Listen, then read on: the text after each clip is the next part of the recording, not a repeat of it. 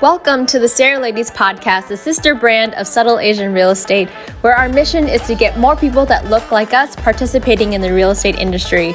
We invite experts to not just talk about real estate, but also about our unique identity as Asian women and the cultural values that shape who we are as investors. I'm Anita Wong. And I'm Tiffany Lee. We're both real estate agents and investors based in the Bay Area and New York City.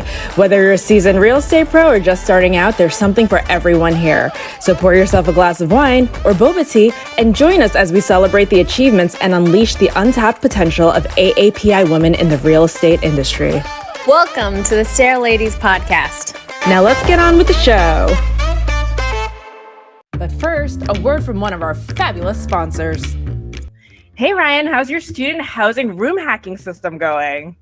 It's going awesome. So we're pulling in $40,000 a month, and I'm getting ready to quit my W-2 in about a month. That is awesome. Congratulations. Was it easy to pull off? No, I basically had to scale it over a course of 7.5 years. But really using the room hacking method, I was able to skyrocket my portfolio so quickly. That's awesome. I'm sure other people would love to learn how to do this. Is this something that you're teaching?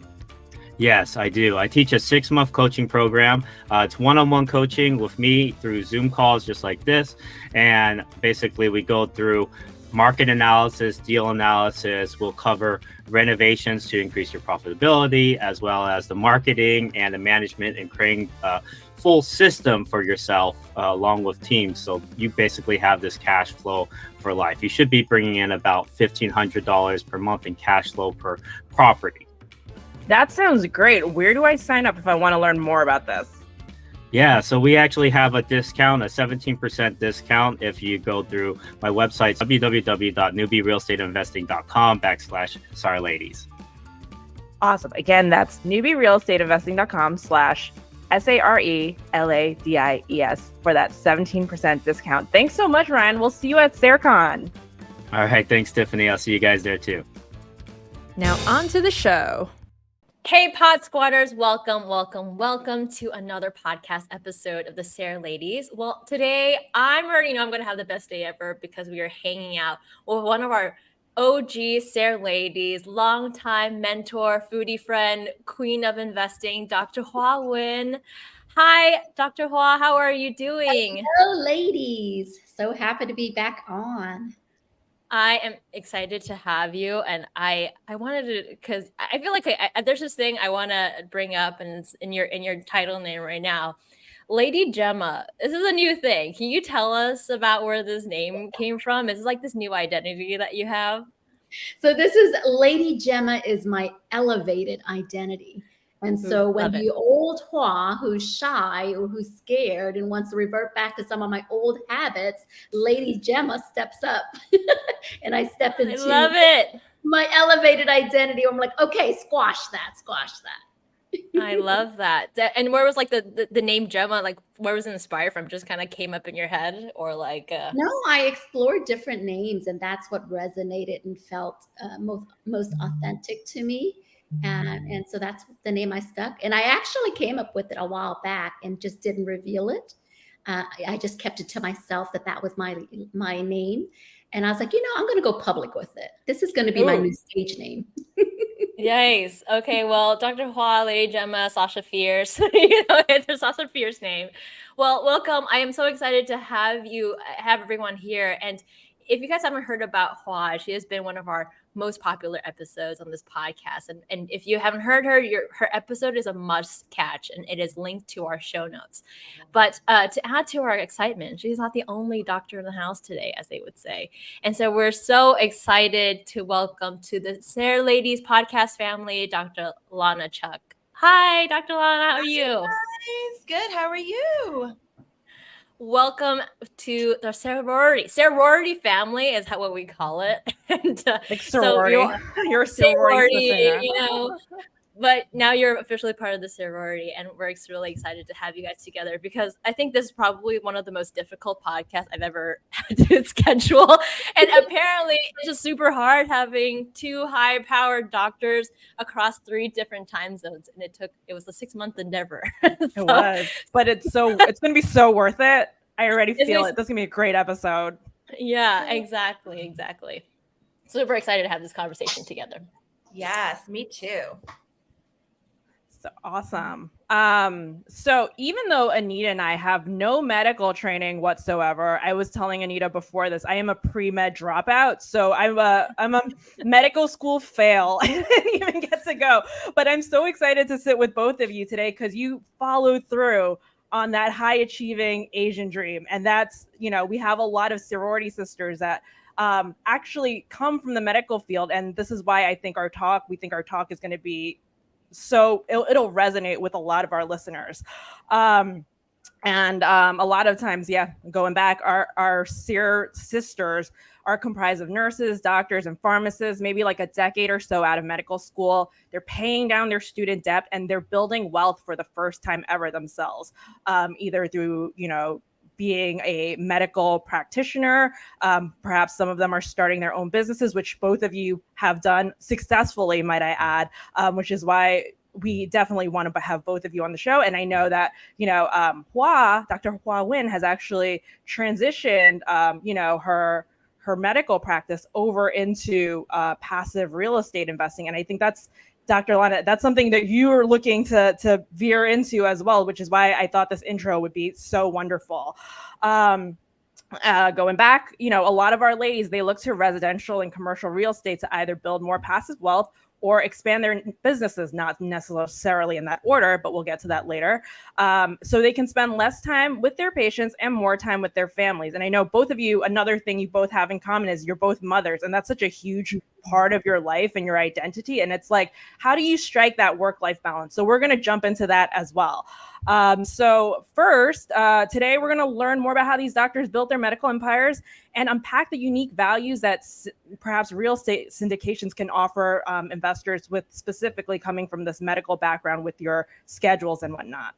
But first, let's learn more about both of our doctors on the show. So Dr. Hoa Nguyen, aka Lady Gemma, who is a returning guest on our show, is an entrepreneur, author, eye doctor, turned real estate investor and syndicator. She is the CEO and co-founder of Blacksteel Investment Group and has 510 million assets under management in real estate and has invested as both a general partner and a limited partner. Dr. Nguyen owns 2 successful eye practices in Dallas-Fort Worth for over 12 years before founding Blacksteel Investments with her life partner, Dr. Jaime Gonzalez, while also raising their 8-year-old daughter together, Athena, who actually inspired her move to more passive investments. Moving over to Dr. Lanna on the East Coast, Dr. Lanna Cheuck is an Ivy League educated entrepreneur and board certified surgeon. She is the CEO owner of LC Medical Face and Med Spa Training. But before that, she was a urologist. So this is like her third transition, actually. So this is crazy. I love this.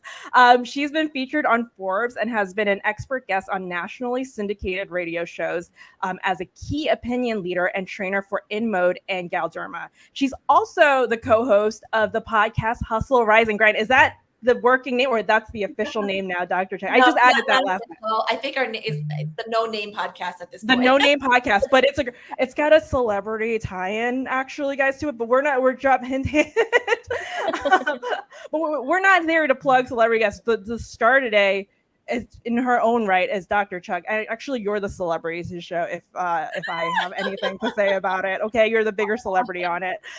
So welcome, Dr. Hoa and Dr. Lanna. Welcome to the SARE Ladies Show. All right, let's jump right into the questions.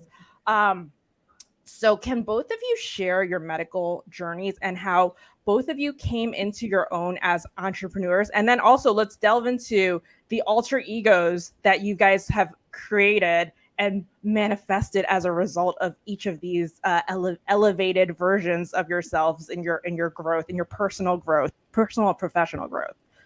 So let's see, who wants to go first? I'm happy to go first. All right, let's go first. I'm so happy to be here. As you know, it's my first time. And, my story is such that I grew up very poor. I grew up in the government projects of Chinatown. My parents emigrated here illegally.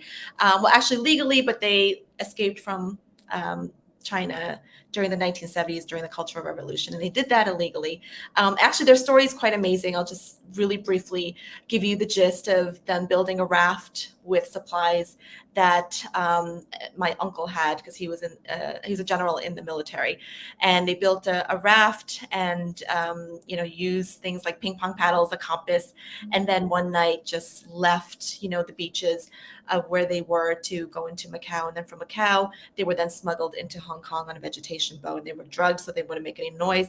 And they did that because they fell in love on the rice fields when they were forced to work. They didn't have any education, but they wanted something bigger and better for their family, for their future family, which is me. In China, they have that one child policy. I'm the second child. So my parents never did this. I would never have been born. I would never have been given the opportunity for education. And so, growing up, it was always, we have nobody in our family that's ever been educated. Think about it. They would, seventh grade education was all they had. And they worked these odd jobs from, pushing dim sum carts to working in the sweatshops to driving a taxi. So growing up, I always knew not to take my education for granted. And obviously, what do all Asian parents want their children to become? They wanted me to become, one of three things, right? Either a doctor, a lawyer, or like an engineer, whatever that meant. So I've always wanted to become a doctor. And growing up with like this immigrant Eastern mentality was always like work hard, work like 3 times as hard as everybody else. And being female and being, everyone's like, yes, we all know this, right? Being a female and being a minority, especially in a world, I decided to go into urology. It was just something that when I was in college, I worked for a medical practice doing, being a file girl, and it was a urology practice. And so it was kind of like a rags to kind of riches story where it's like, I started as a file girl, but then now I became a urologist, right? Not knowing that urology was really all dominated by men, right? Mm-hmm. Especially with white men.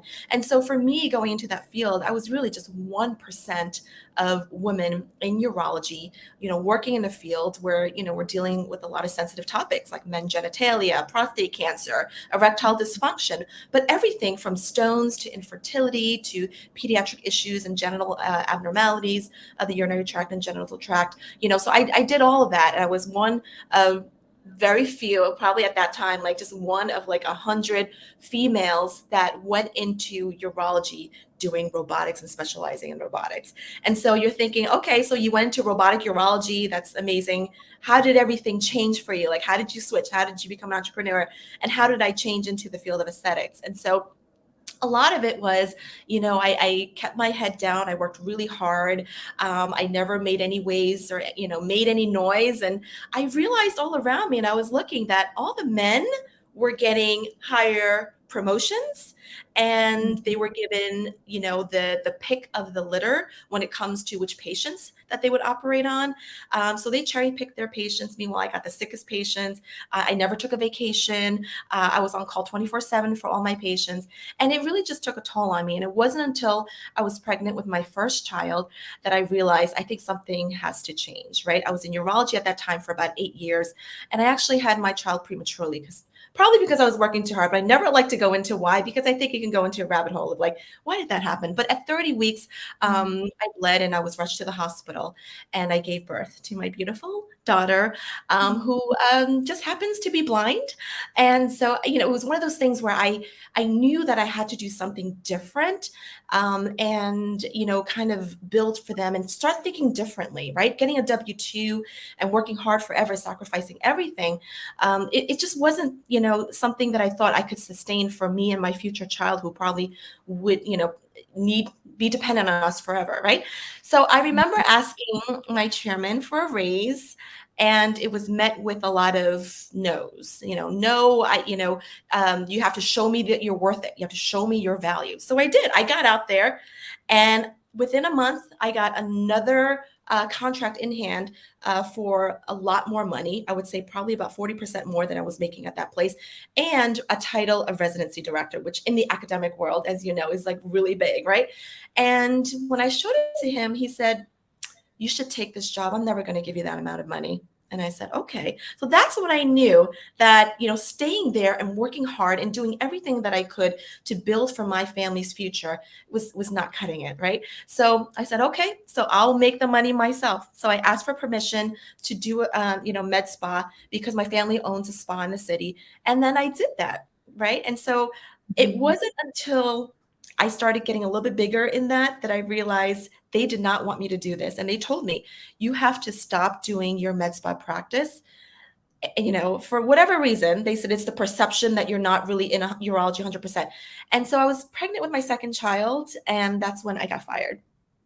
So they called me into the office with HR and they fired me, and they said that it was insubordination because they told me I could work on the side to make money, just like all these other males in my program were making money elsewhere doing, whether it's real estate or, being, expert witnesses and stuff like that. But it was just because I was doing it a little bit differently, and I wasn't easy to be controlled anymore. I think that's when they said, they fired me. And I've never been fired from anything in my entire life. And I don't want to keep going on, but that really was the point that made me realize that I need to do everything by myself, because I did not have a safety net. I just had to make it, right? Or we would be homeless. Wow. That's big. That's heavy. That's a lot. I feel like there was a lot of things that kind of just pushed you in the right direction. They always say like rejection is always misdirection. And I feel like in that way, that's so totally your story. And I feel like that's the story for a lot of women to come into their own, is when they enter the workforce and they realize that, all this schooling didn't prepare us really for the real world, the professional world, where it's, for lack of a better word, actually, it's the best word. It's a patriarchal society, but we're not supposed to delve into that too much. But I'm gonna do it anyway, because this is a girl power podcast. Yeah, and it's totally. And I feel like I speak for Anita. Anita, you can chime in as well. Like, we've run into that in real estate and also in our careers before real estate.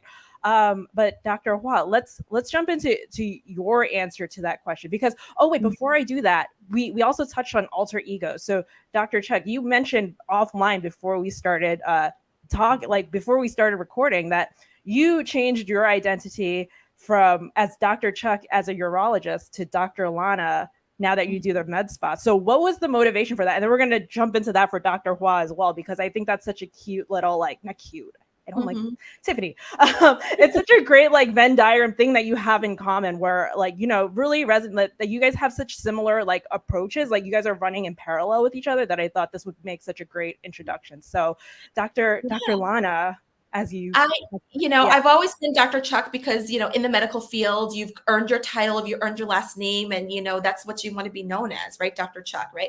And when I went into aesthetics, I realized that, that personal touch, that personal, credibility, the emotional support that you're getting with your patient, that you're giving back to your patient, it feels much more authentic when they, call you by your first name. So I changed my name, what I call myself, to Dr. Lanna, because I feel like that was just a little bit more personal.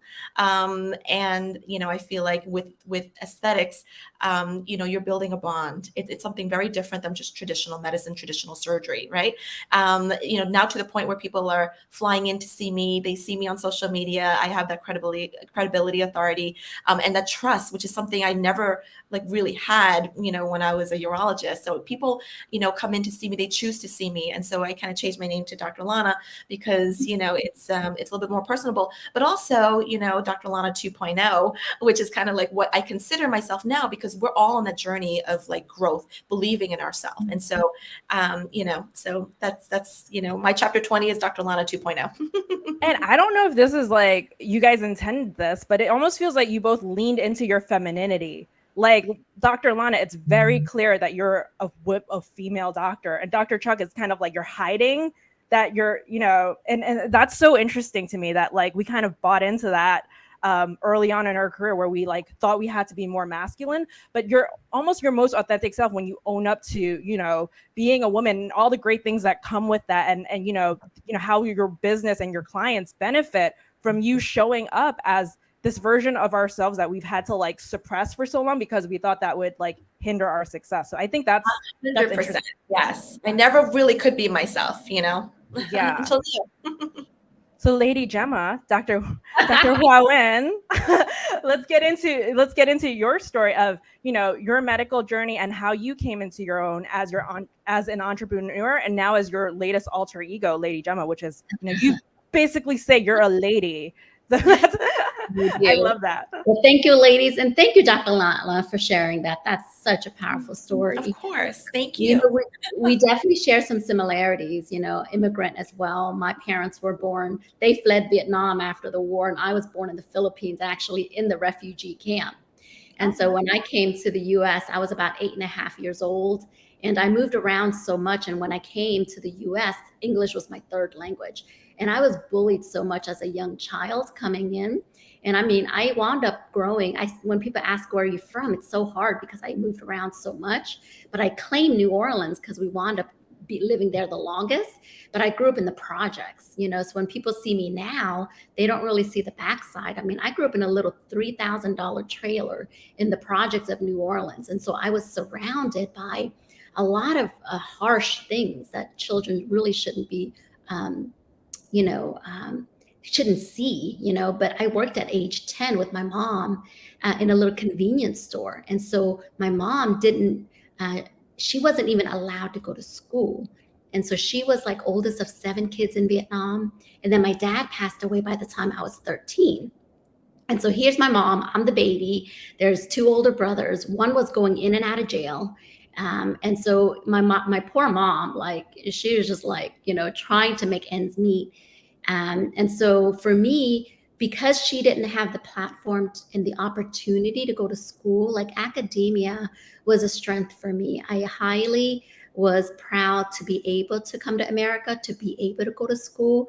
My mom, fortunately, even though she's Asian, didn't expect me to become a doctor, lawyer, engineer kind of thing. She really just says, pick an occupation or pick something that you're going to be happy with, that you enjoy, if you can be your own boss.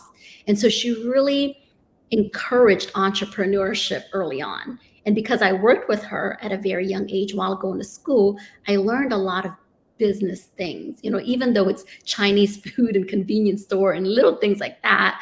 But I learned business acumen, work ethic, and just with people, right?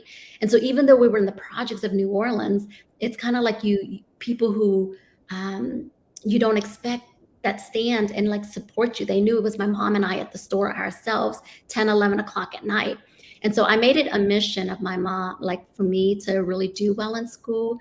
And optometry, becoming an eye doctor was not something that I dreamed about when I was a little kid. I really wanted to do something in business. I knew I wanted to be a business owner.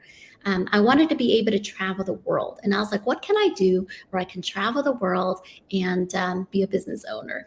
And so when I went to college, I was actually in business school in Tulane. I was in international marketing and management. And it wasn't until 2.5 years in that I was working a summer job at an optometry clinic.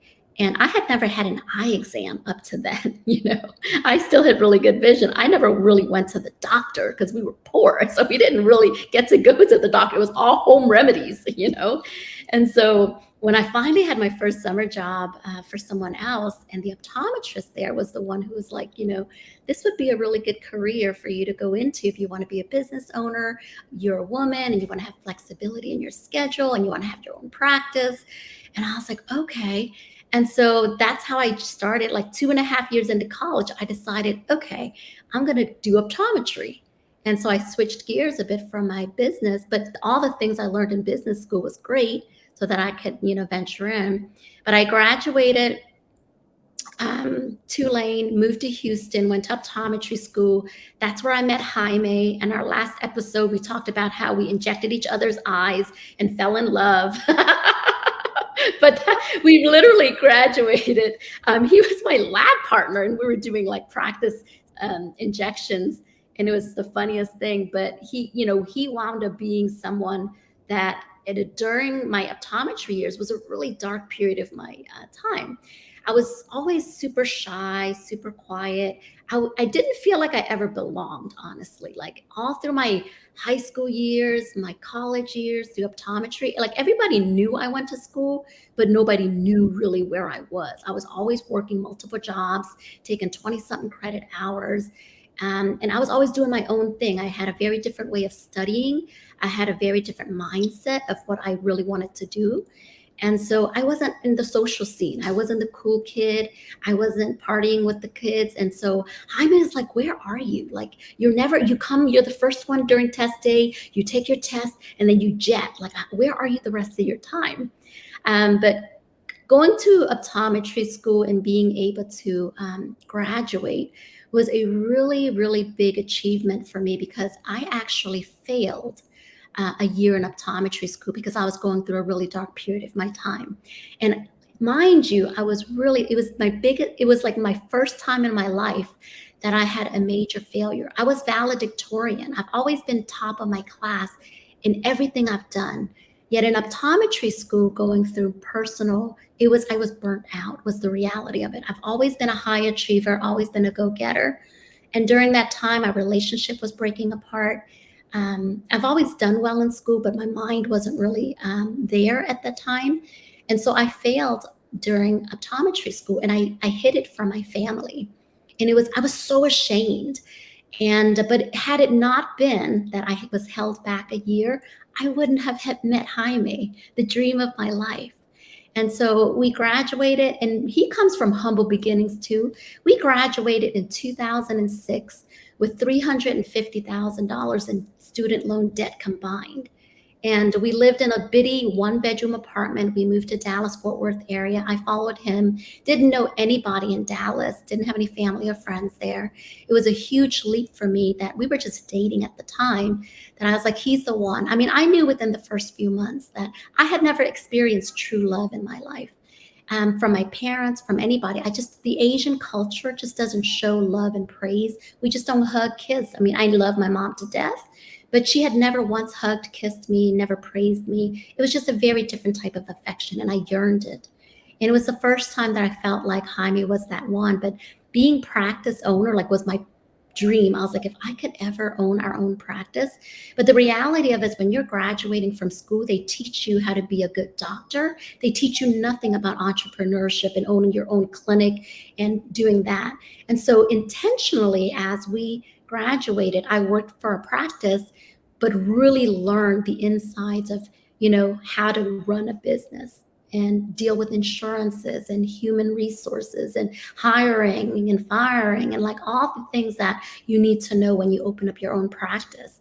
And I learned that intentionally while I was working for someone else. And so we did 5 days a week for another doctor. I picked up relief work every Saturday and Sunday for the first 4.5 years so that I could save enough money to buy our first practice. And I did that. We bought eyepieces in Dallas. 2.5 years later, we bought our second practice in Plano.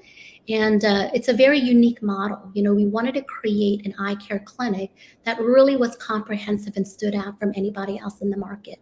And so I had probably worked for 20-something clinics while I was doing relief work. And so I saw all sorts of models, and I was like, what can I do? Because optometry is so saturated. And I can't compete with the big box buyers.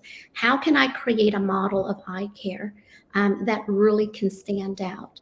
And so for 12 years now, we're a small practice, but we're a multi-million-dollar practice because of no marketing dollars. But it's word of mouth referral, and it's because we just practice a very different type of optometry. And so it's been a blessing. I love it's our babies. We put our heart and mind and soul and everything into our practices. I love patient care, but the reality of it is, when our daughter was born, in 2014, my daughter was born. It took us a long time to get pregnant. And so finally being able to get pregnant and being a mom was like my number one priority after I had her. I was like, I still love to serve patients. I've worked very hard to be a career woman that I'm very proud of. But how can I buy back my time? Because I want to be a good mommy. I do not want her to have second best of me. And so that's where real estate came into the picture.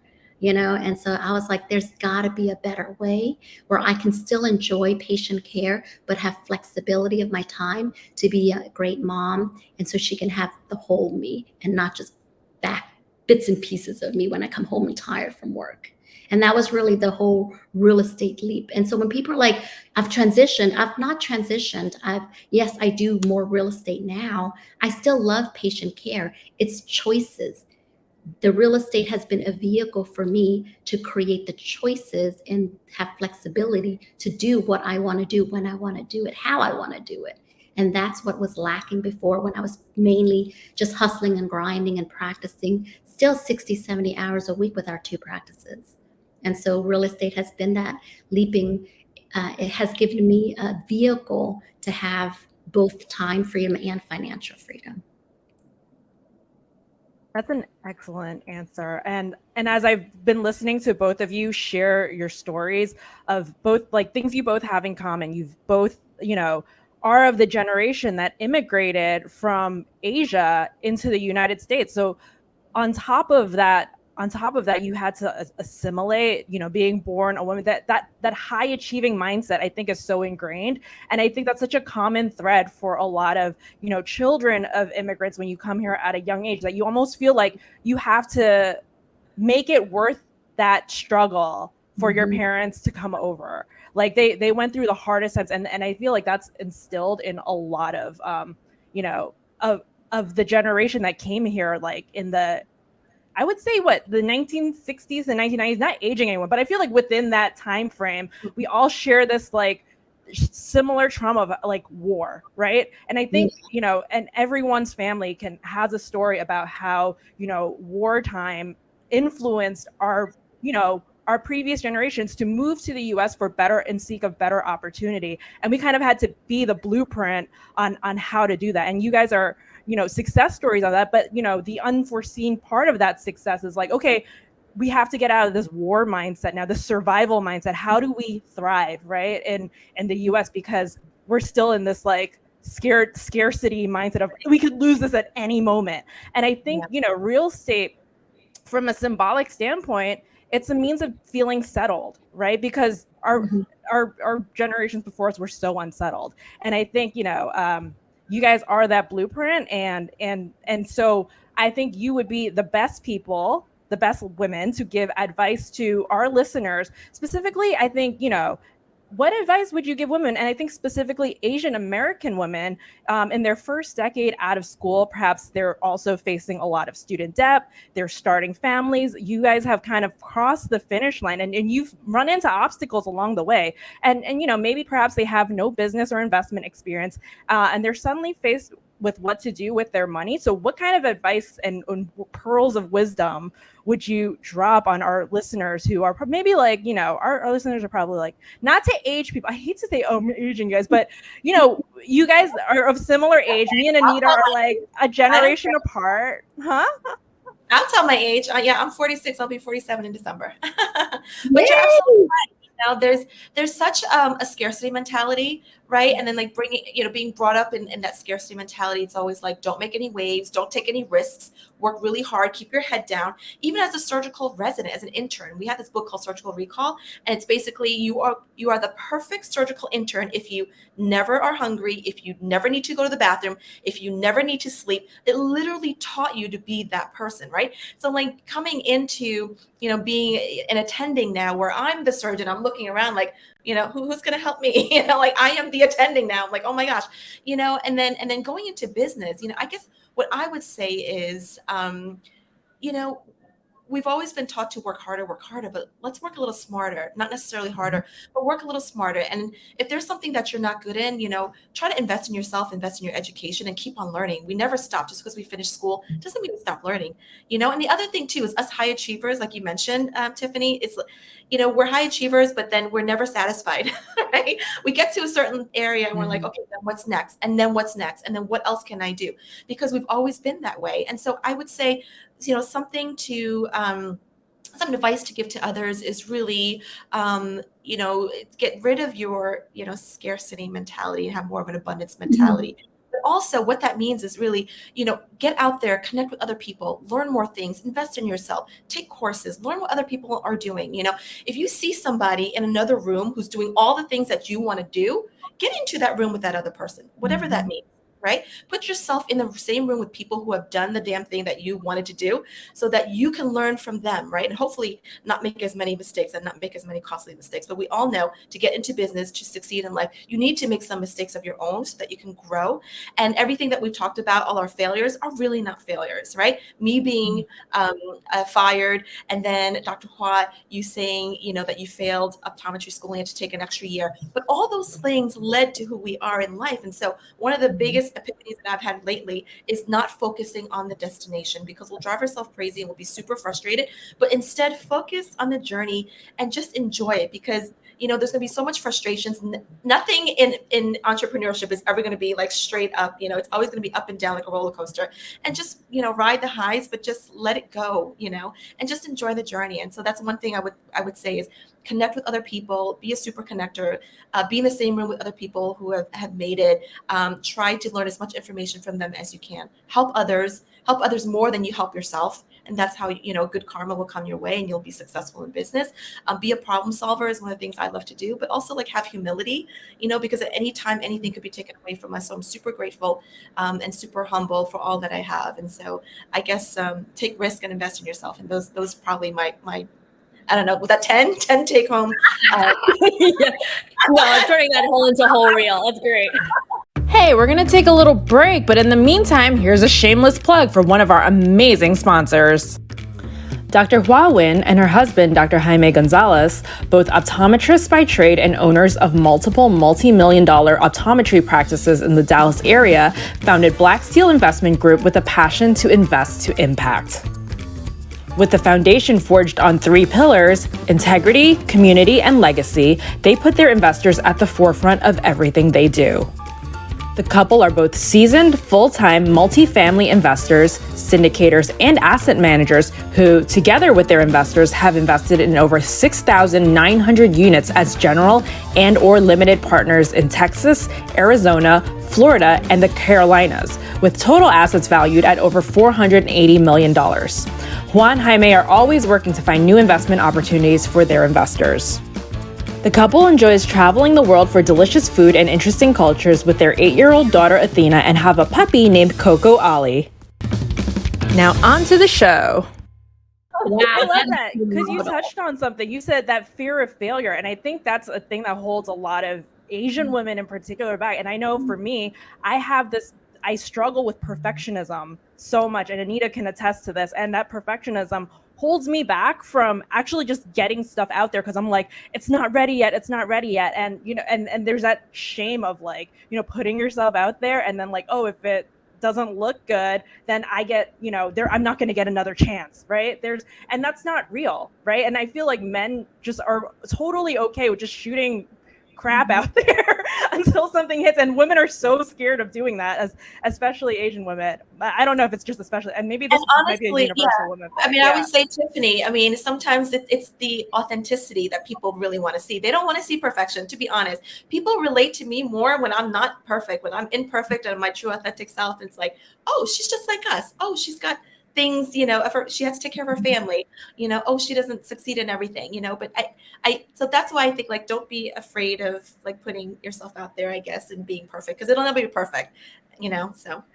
Yeah, I love that. And that's the whole reason even why we even started SARE Ladies, right? It was just like we don't want to like tell anyone that we are like, we're not more successful than any of the people that are listening to this podcast. Like all we're doing is just like discovering for ourselves what it means to be Asian women in real estate, period. That's it, and just because of that, we started this whole community, and then people, it's that like relatability, right? People want to just see themselves in the things that are just happening. And I think something I really picked up on is in both your stories too, and I think that's something that I constantly struggle with in the whole thing of the fear of failure is the immigrant background, right? It's like I don't want to waste the opportunity that I've had, that our parents have sacrificed so much for us, right? It's like they have given literally everything under the sun, right? And then to me, it's like our careers will always be in the shadow of that. Will always be in the shadow of the people that took that, was on the raft, right? It's like that was that that left such hardship in order to be here. There's no PhD, no Ivy League that can supersede that, truly, because they sacrifice, like, their physical well-being. It was literally life or death, right? Yeah. And sometimes I really struggle with that. I find encouragement in that sometimes. I'm just like, okay, I can take this final, or I can put my name down on this like $20 million project, because you know what? Like, there's nothing that's going to be as bad. My mom says, like, what are you so scared of? It's like, there's a time in my life I had to eat rice shells in order to even to survive. And it's like, you're not in any place anywhere that you're close to starving. What are you so afraid of?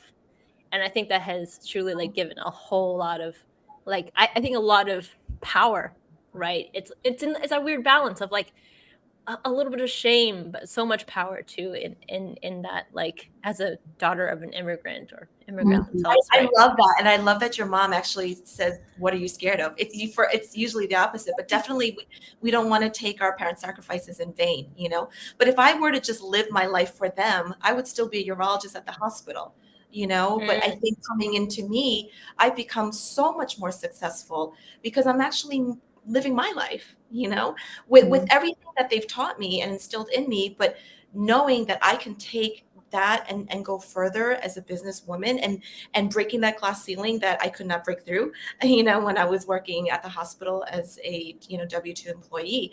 And, I think that it's when we go outside of our comfort zone and push ourselves into that riskier thing that the rewards are so much bigger. And I'm glad to see that everyone has kind of done that and just, push themselves past that limit and become more successful than anyone would have ever thought, because we didn't want to fit that mold. Right. And I think you brought a really important part, Dr. Lanna. You talk about the continuing education beyond your formal education, continual of personal development, of self-education, of pushing yourself beyond the comfort zone. I think that's so important. Even till this day, there's never a moment that I think I've made it. I celebrate the wins, every small win, but I continue to surround myself with people that I want to continue to keep learning from, right? What you feed your mind, your body, your soul, that's subconscious mind of what you embed, the people you're around. So if you have a lot of toxicity around or negative people around you, that will take you down. And so you have to put yourself around people that are leading the life or that have expertise or whatever in the area that are doing well, and surround yourself with those people. And I think that's super important. And a lot of times, when people graduate and they get a degree and they start getting a 6-figure, 7-figure, 8-figure income or whatever, their ego starts getting up there. And, there's a saying that I really like, that's, don't let failure get to your heart, but don't get success get to your head. Because some people think, they've hit something and they don't have humility. They start treating people a certain way, or they just start blowing their money. And, I just think that it's a continual process. And authenticity at the core, when you go to sleep at night, at the core, are you truly happy? Because you can have all these assets, you can have all these things, and the one more, the next thing. But if you're not genuinely slowing down and being true to who you are, why you're doing what you're doing, and have clarity on your mission and your vision in life, and to surround yourself with the people who you love and what really matters to you the most, I just don't want to live with any regret. And so authentic living and being true to who you are and living your life for you, not for somebody else, not filling someone else's expectations of you or impressions or what people expect of you. I think just be genuine, and people do respond to that, and people can see through that. And so I love that, Dr. Lanna, when you share that. And you guys, all the ladies on here, I really love all of you. It's just that because you have that genuity and you have that abundance mindset, that we want to share and uplift each other. I'm not going to look at some other one and because she's doing better or whatnot or low and be like, oh, better or worse than it's me versus me, Like, I'm just trying to get better each day, a better version of me. And that's why Lady Gemma came to be. It's just an elevated version of me. And, and it's just when people can change, you're always evolving. Your why is going to evolve. Who you are at the core, who you become is going to change. And so naturally, subconsciously, sometimes voices in my head or old habits want to creep in. And so Lady Gemma is that, it's like, it's my elevated identity where I'm like, no, that's the old Hoa. I'm the new, this is Lady Gemma. And it's a stage name because I've always had public fear of speaking. In the past 2 years, I've probably hit over 100 platforms, virtual and live, and do so many conferences because it's I can reach such a wider audience. And it's something I've come to fall in love with that I didn't even know it. I had a fear of public speaking to now having a passion for it. And that's where Lady Gemma was born, And it's so when I start getting those subconscious mind and thoughts where I'm like, I start getting fearful or I start having behaviors that aren't congruent, Lady Gemma, gotta step back in, gotta step in my Lady Gemma. And that's where that identity came to be. But that's what I would advise for someone who's starting out in your journey, at the beginning of the journey, when you're like, you don't have everything and you look at somebody else's journey, you think that that's so far reached and you can't resonate or connect. Just know that one step at a time. Be true to who you are. Celebrate your small wins. Give yourself grace. Don't be so hard on yourself. And just know that, so what you feed your mind, body, and soul, like the podcast, reading books. I gave up like news and television like 10 years ago. Every morning I'll meditate. I do deep breathing. I listen to different podcasts, different people. I have this Growth Day app. And I just feed my mind subconsciously with these things because I think the mindset is such a huge component of your growth journey. That resonates so much with me too, because I mean, like just thinking about that. I mean, something that I am working on is the jealousy portion of my life, right? I'm like, just in real estate, like how many I get every videos like every 3 seconds about I just landed 100 units, I did this, and like, it's all the wins all the time. And I feel like there's always like either just like a FOMO or like just like, oh, I'm doing so little. I'm not doing enough, and they're doing so much. And like I that totally resonates with me to be like, pick out your personality, find like where your power is, and try to be the person that you want to be and staying in your own lane. It's your lack of self. I mean, like you devalue yourself when you start reflecting yourself from the outside, right? Comparing your success to the outside, but truly your self-worth should be coming from you, from the people that actually know you and love you, not the marketing and social media and the bragging that's constantly filling our social media. It's like it's constant in my face. So that's something I'm truly working on. They say comparison is a thief of joy. Yes. And 2 quotes that I love, and I'll just say this really quickly, is don't compare your chapter 5 to someone else's chapter 20. And that really resonates with me because what you're seeing, you don't know how long they've been doing it. They've probably been doing it a bit longer. And the other quote is, losers focus on winners and winners focus on winning. And I don't like to use the word losers or winners, but if you're focused on what you're doing and being the better version of yourself, like Dr. Hoa was saying, that's so much more, I think holds so much more validity than just, seeing what everybody else is doing. We don't have to worry about what other people are doing. You are you, and people come to you and they follow you and they listen to you because of who you are, right? And then their connection with you. So yeah, it's hard not to compare someone else's. Yeah, something so funny that I was like, I was gonna say, don't compare your chapter 5 to someone's maybe chapter 11 because they're filing for bankruptcy. You just don't know what's happening behind the scenes. They flew too close to the sun. They skipped that humility chapter. So you know what? Everyone's on their own journey. But that was yeah. And people lie on social media. Totally. Yeah. Every time I look at like some like young female entrepreneur that did it at like 18, I'm like, what the fuck am I doing? It's like, and then I'll see all these people like doing these amazing TikToks like with their whole like crew, and it's like a video shoot. And I'm like, how do you even have time to do this? You know? Well, I must be so busy. I don't have time to do all of that. You might not want to check out Dr. Hua's Facebook then, because it's all aspirational. It's just I'm gonna check it out. I'm gonna follow again. Absolutely. Just warning, don't go on Hua's Facebook page. That inspires me. I want to see other people making it big. It doesn't put me down or make me feel less. It's like, oh my God, if she can do it, maybe I can learn to do it too. You know? So I'd love to learn. I'd love to learn anything you guys can teach me about real estate and syndication. Yes, well, that's a great segue, because with this second part of our podcast, we're going to be pretty much talking about real estate in the syndications world, and it's going to be kind of directed to Dr. Hoa, but of course it's going to be also at the end we're going to have Dr. Lanna kind of ask more questions too, so it'll be great. So, Dr. Hoa, why should doctors consider alternative ways of investment? How should someone get started if they're jumping out of school, say with that $250K worth of debt and no real estate knowledge whatsoever? How does a high pressure, time consuming career in medicine interact with the demands of multifamily syndication? When I first learned about multifamily syndication, that was a game changer, because with multifamily syndication, especially doctors, you're already busy. It's like you don't want to pick up a second job, right? And so the segue was like, how can I create more passive income? And at the time, I didn't know what syndications even were, or how to vet a team or what to ask.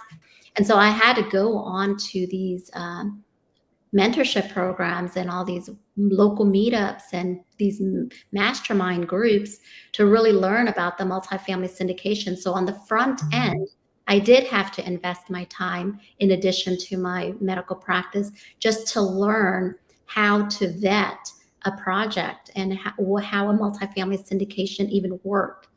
But the nice and the beauty of being a passive investor in a multifamily syndication is I would never imagine to own like a $20 million or $70 million apartment asset by myself, like especially if I still have student loan debt and I have my practice, right?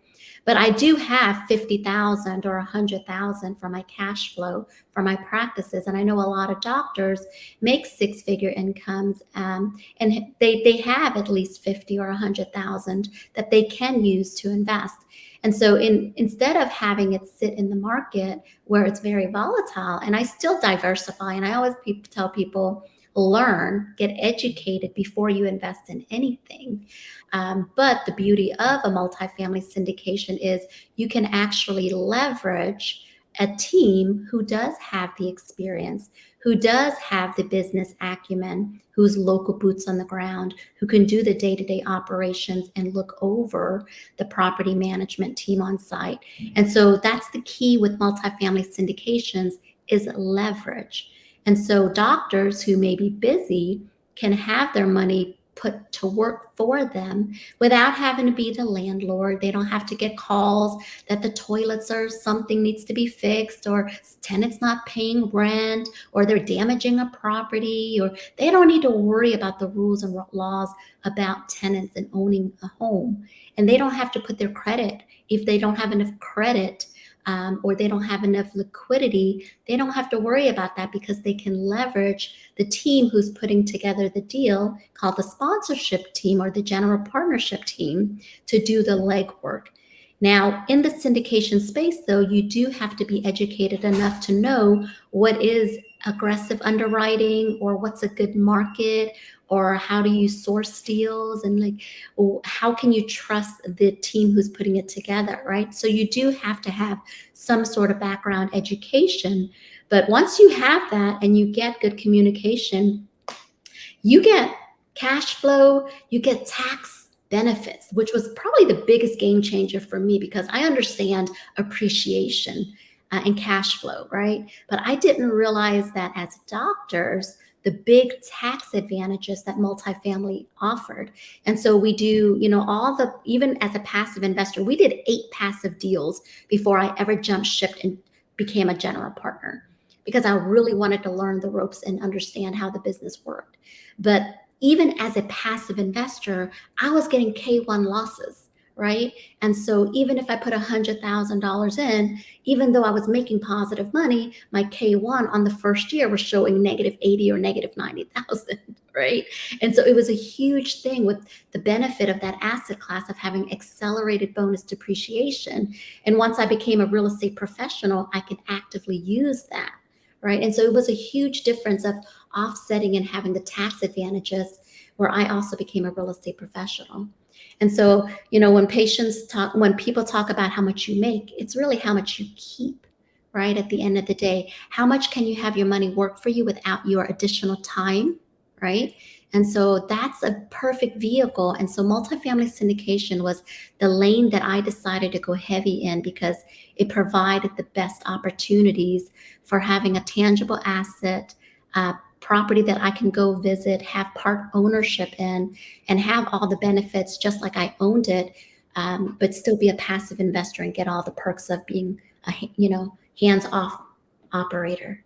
And so that was kind of the nice thing of being a passive investor. Obviously, when you transition to being a general partner and then it's a lot more work involved. But it's teams. You have other partners. You have ways that you can scale, and it's still a whole lot less time. But a multifamily is not an easy sector to get your foot in the door. So it's not as easy as a lot of people make it out to be. It is hard. It took me a long time to get my foot in the door to become a general partner. And I invested a lot of time and extra money to get into the multifamily space because it's predominantly men. And so especially when an Asian woman comes into the multifamily space and the broker's looking at you like, you want to purchase a $35 million deal, what? They really don't treat you the same way until you have a resume and you show and you prove yourself. You almost like have to prove yourself that you can do the job just like anybody else, right? But as a passive investment opportunity to diversify as an alternative, it's great because you have more control of, how you can underwrite, add value to a property, things that you can adjust. I mean, that's something that's more controllable, and the returns, can be a whole lot greater than what the market can bear with, less volatility. And so people need a place to live, and as rents, people are like, well, how are interest rates impacting the multifamily sector? It does impact the multifamily sector, but honestly, as interest rates are going higher, more people are forced to have to rent.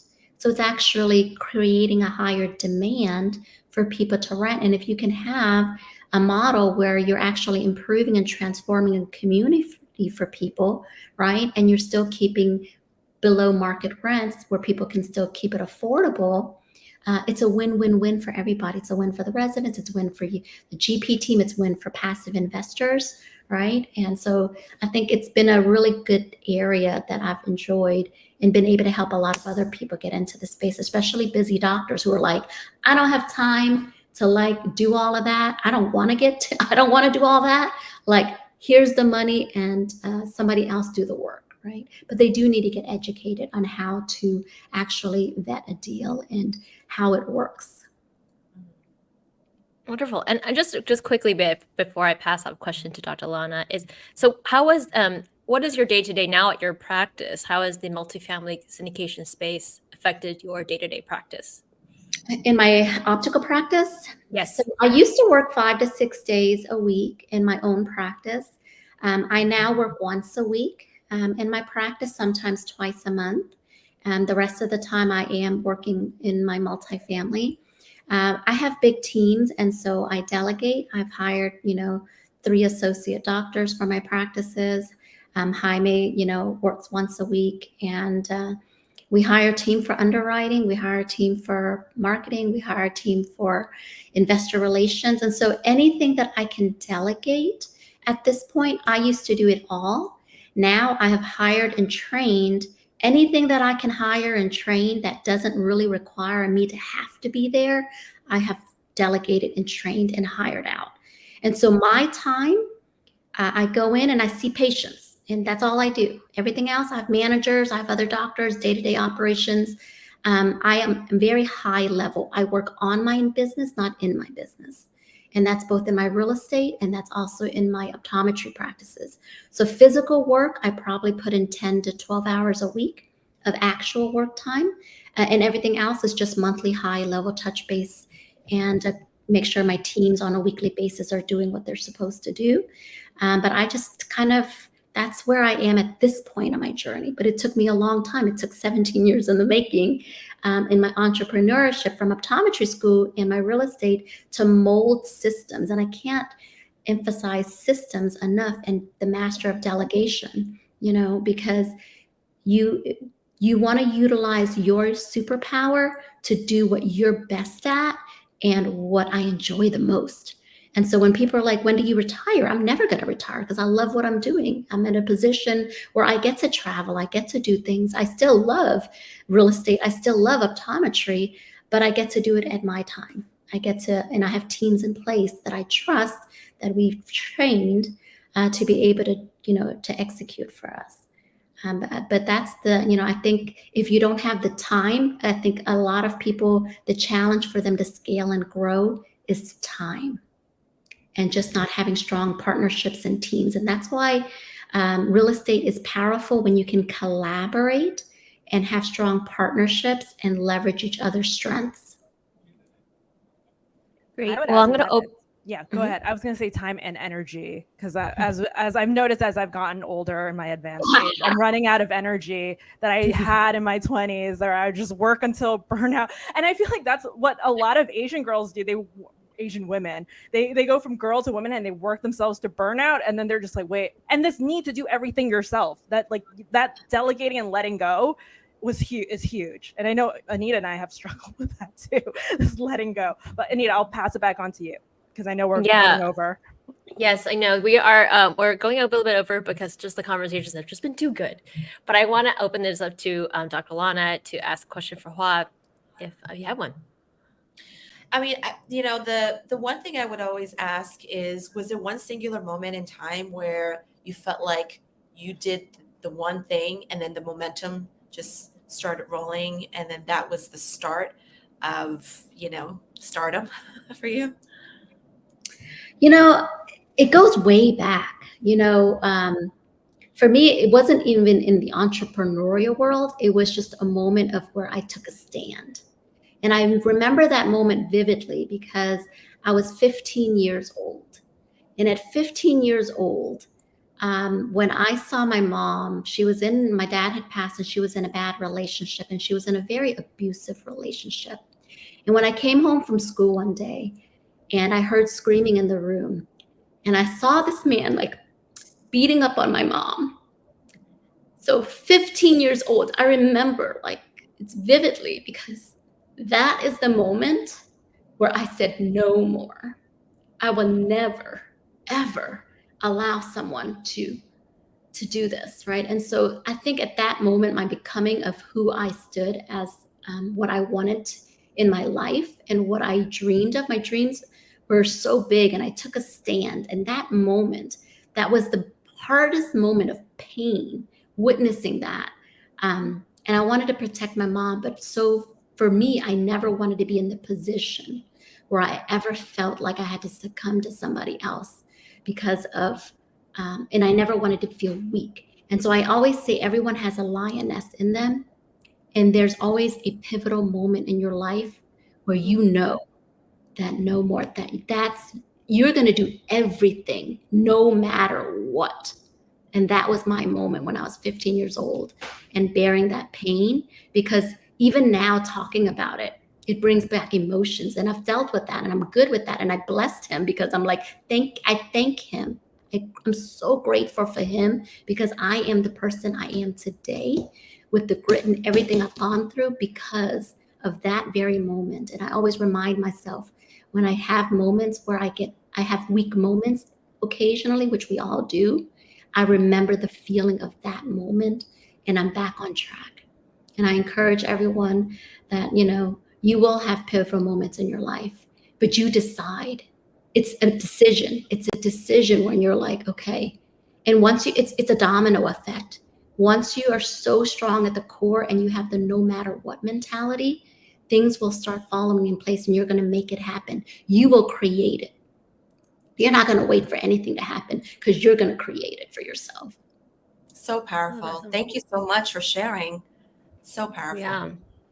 I love that so much. And I feel like, oh my God, I have like chills. I feel like I have chills. Don't cry. Don't cry. We need to have like a part 2. Like, you're crying. No, I'm crying. Now you're crying. A little bit. Yeah. If you don't, ladies don't mind, I know that we're going really long just because the conversation has been good, but would you guys be okay with having a rapid fire session? Of course. All right, let's Do go. the thing. Rapid fire questions. So where's your little show? Your pew pew pew. Didn't happen? I'm gonna do it again. It was so fast. I missed it the first time. All right. I'm ready for it. Let's go. Okay, awesome. We're gonna do Dr. Lanna and then do Dr. Hoa. Really quick, rapid fire questions. Okay, Dr. Lanna, what is the worst business advice someone ever gave you? Worst business advice was I was told not to grow too big, not to grow too much, because I'll get a lot of haters in there, and you don't want to be the person that people hate on. So try to keep it contained. Don't grow too much and don't grow too big. Got it. Okay, Dr. Hoa, what's your answer?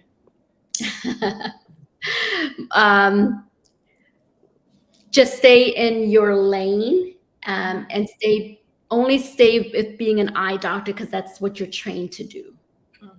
That's good. Okay. Next question. Who else is killing it in the game? Who do you admire also in your space? Dr. Lanna. Okay, just rapidly. I love 12 Pell. I'm going to give them a huge shout out. 12 Pell. They're hair cutters. They're not even in my space, but they're changing the industry. They're changing the industry so much. They're like these male barbers, and they're Asian, and they're so cool. And I want to be like them. So they're killing the game from a social media standpoint. Their content is fire, and that's what I want to. I want to be like them. I love it. Okay, Dr. Hoa, who else is killing in the game? Not specifically in real estate, but I've always admired Sharon Lechter. She co-authored Rich Dad, Poor Dad. And, she's out there just with financial literacy and empowering women and just getting out there on stages, very male dominated, especially at the times when she started, and getting to know her on a one-on-one personal level and how genuine she is. She's been a big role model for me. Yeah. Okay. Name a book that significantly changed your career, Dr. Lanna. Okay, so I don't read. I read 20 pages of the book Traction, which was great, but I'm going to tell you what I did. I went to this mindset conference. It's actually called the Unfair Advantage Live with Jen and Chris. And they basically they sat me down, and I literally for 3 days just sat down in the dark and just thought about what I wanted. That's all I had. And then they taught you how to leverage. They gave specific examples how they leverage. And within a month, I was featured on Forbes. I got 2 contracts to be key opinion leaders for these big multi-billion-dollar companies, all because I just reached out, leveraged who I already knew, and just asked the question. And is it sponsored? It's like not sponsored. It's not, but it's not sponsored. Yeah, okay. So genuine recommendations. We have too many plugs. We're not sponsored on everyone just plugs. Too many plugs. Okay, Dr. Hoa, a book that significantly changed your career or conference or something. Well, I'm going to say a book that really changed my life was a book I read in 5th grade, Man's Search for Meaning by Viktor Frankl. I thought it was really good about giving people perspective, regardless of where you are and in the hardest condition. It's what you make of it. Wonderful. Okay, Dr. Lanna, what is one habit do you have in your daily routine that fundamentally changed who you are as mother businesswomen? The one habit, I don't meditate, I don't eat healthy, but I started journaling. I'm the worst. Don't listen to anything I have to say. But I started writing down because I know I always forget. I have these flashes of like epiphanies. If I don't write them down, I'll forget everything. So I started writing everything down. So journaling, I would say. Great. Dr. Hoa. Yeah. I would say listening to different mindset. Every day I would start off my morning with listening a positive mindset. So I listen to Les Brown, I listen to Jim Rohn, Tony Robbins, Ed Milet, and just a whole bunch of them in the personal development space. And I dedicate at least 15 to 30 minutes every day to that. Love it. Okay. Dr. Lanna, what business learning that every new doctor should learn? What is a business learning that every new doctor should learn? So I think everyone should know their value, understand their worth. I think that's probably the biggest thing to learn about yourself in business and in life in general. But how to leverage, how to connect with other people. When I say leverage, I don't mean like, using people, but I mean like, having people who love you, who help you, you help, having them to connect you to other people who can help you, and also hiring the right people. I'm not good at everything. I'm not good at business. I'm not good at finance, but I can hire people who are good at that. I'm the visionary. And so just having a really strong team, I think is really important. And also promote yourself on social media and don't be afraid. Okay. What is a business learning that every new doctor should learn? Dr. Hoa. I think a business learning everyone should learn is, like you said, I think masterminds and getting in communities, positive communities, is a huge thing. You always hear about your net worth is your network is your net worth, but it's so much more than that. It's not just your financial being, because once you surround yourself around other people, it's just the give back, right? The type of values. And so the more that it's like spheres, you enter into different spheres and you will grow in all the different areas of your life. We talk about the spokes of the life, your health, your finances, your relationships, your self-worth, your philanthropy of giving back, or your bigger why. But I think that's one big thing is I would encourage people to find communities or small groups or that really they connect to authentically. I love that. Great advice all around. Well, that wraps up our amazing Doctor Meets Doctor SARE Ladies special accidental long form episode today. Thank you so much, Dr. Hoa and Dr. Lanna, for joining and definitely inspiring our listeners, but especially a huge thanks to our haters because they hate us I love that. You're like, the terrible business advice. I love that. That stuck with me. But that's definitely how we learn. To keep going. You need the love to like get your energy up there, but you need the haters to help you. Nothing powers me more than hate. I wake up every morning. I was like, I can't let my haters win. I have a lot of haters. I think when you get bigger and you make it and you put yourself out there, people are going to be hating on you. All right. That was me totally joking. This is not a negative podcast, guys, but I just like goofing off. If our listeners want to find you, ladies, how can they best do that? For me, Instagram is huge because a lot of what I do is artistry. So to see my work, my befores and afters, it's on Instagram at DoctorLanna. So Dr. Lanna spelled out on Instagram. For me, they can go on my website, passivewealth23.com. I am on Facebook, but there's a lot of Nguyen, so it might be hard for you to find me on Facebook. Unless maybe Nguyen. The woman. I don't know. She's definitely the Nguyen with the most friends, okay? I will say that she is the most popular one out of all of them, so that one. I'll find you on Facebook. Thank you so much, ladies. And thank you to the SARE Ladies podcast. See y'all next time. Bye, ladies. Thank you. Thanks for listening. Here's one last note from our lovely sponsors. Hey, SARE Ladies listeners, Tony the CPA Dude here, also your resident SARE tax bro. And with your lovely host, they came up with some great ideas. So Miss Tiffany and Miss Anita here came up with the tax workout plan. So we're gonna help you get cut up on your taxes, also gonna help you cut up on your own body. So just like working out, taxes is a monthly thing. You can't ignore it, otherwise you're gonna fall off the cliff. So with the code SARE Ladies, we're gonna give you a nice healthy discount, and we're also gonna give the SARE Ladies a kickback just to help support their podcast. I've had a fun time being on their podcast a couple times this year. They've done great. I really wanna see them blow up in 2023. So with your support with this creative tax workout plan and also a workout plan in general, we're gonna help you transform your life in 2023. So mention the code SARE Ladies when you talk to me. You can email me at Tony@thecpadude, text me at 928CPA-dude, TikTok's the CPA Dude, website's thecpadude.com, everything's the CPA Dude. So SARE Ladies is your special code here, and let's make this year. Thank you for tuning in to the SARE Ladies podcast hosted by Anita Wong and Tiffany Lee. Special thanks to Subtle Asian Real Estate LLC, our parent company. If you enjoyed our show, please leave us a review or follow SARE Ladies on Spotify and Instagram at Subtle Real Estate.